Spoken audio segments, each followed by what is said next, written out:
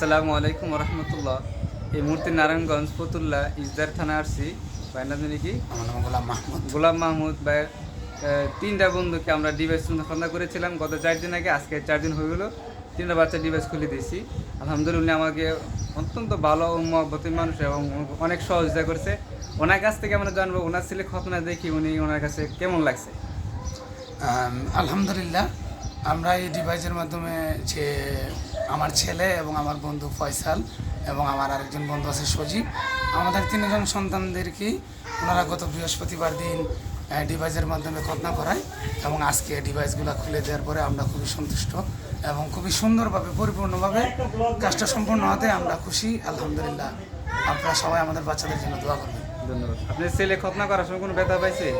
না, এরকম কোনো ব্যথা পাই নাই, হালকা একটু ব্যথা পেয়েছে, এটা ওই যে ইঞ্জেকশনটা দেওয়ার সময়, এই জন্য আর কি যতটুকু। প্রতিদিন গোসল করাইতে পারছেন? হ্যাঁ, প্রতিদিন গোসল করাইতে পারছি, তবে আমরা একদিন পরে গোসল করাইছি। কোনো প্রকার রেস্টে থাকা লাগে না? না, রেস্টে থাকা লাগে কোনো সিলি লাগছে, ব্যান্ডেজ না, লাগছে? কোনো সিলি ব্যান্ডেজ কোনো কিছু লাগে না।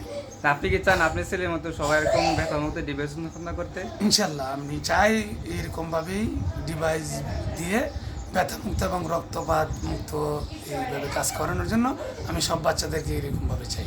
ধন্যবাদ।